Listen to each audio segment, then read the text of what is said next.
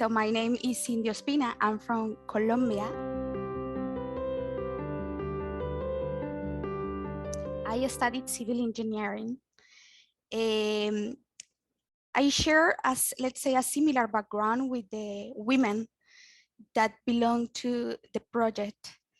And is that in our case, my mother, she was abused by my father. She suffered gender-based violence, and we had to flee from Colombia when we were very small, and we immigrate. We were kind of displaced also from this unequal country, and we immigrate to Spain, where I could study thanks to the opportunities that that country offered.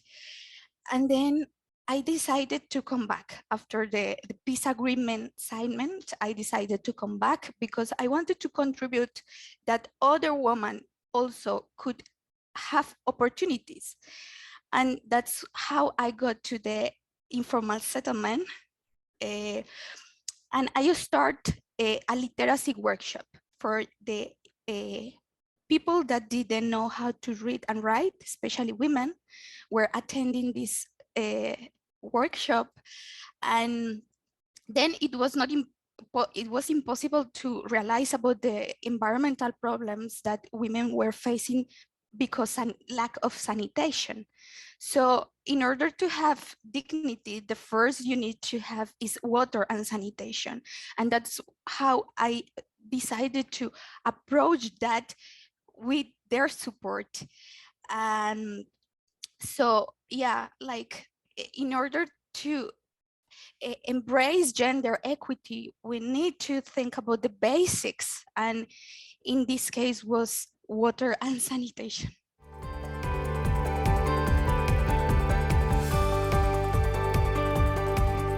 There are different actors in different levels. So we had the women with their household dynamics. Also, they have their role in the community. But also in this process, interfere different actors in the university, in the academic arena, also in the institutional arena. And what we think is we built a support network. And but this support network was a kind of covert resistance. So the role of each of us has been to legitimize the process, to position the process in order to make it strong, but not in a open, how to say, it couldn't be open to the public sometimes, because then confrontation would come for the women in their households, in their community. Also, some professionals in the public institutions would risk their jobs. So we did a kind of network that was doing a cover resistance.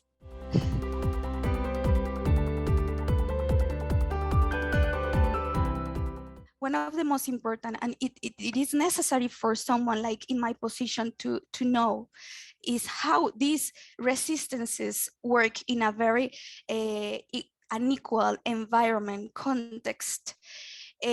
Actually, I was the one like exposing myself more, and that's why I didn't grow up here. I grew up in another country where things were different. You can speak freely and direct, not here.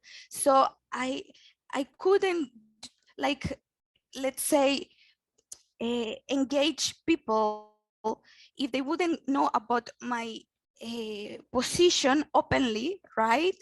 But then they couldn't risk their normal lives, and especially in the institutional level, where there is no agenda for gender.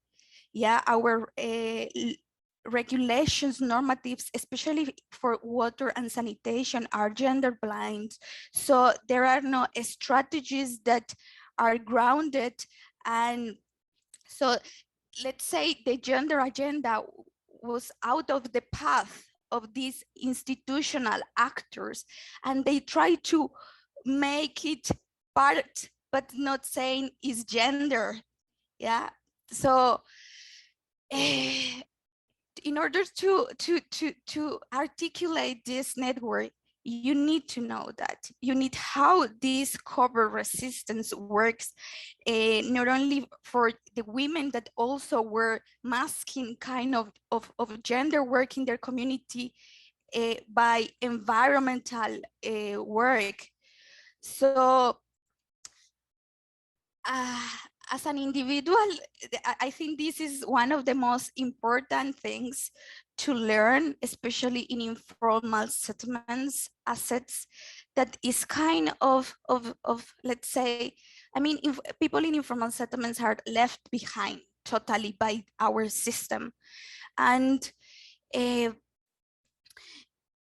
you understand also that this unequal system needs these informal settlements because the political works like that. There is a transaction of needs by votes.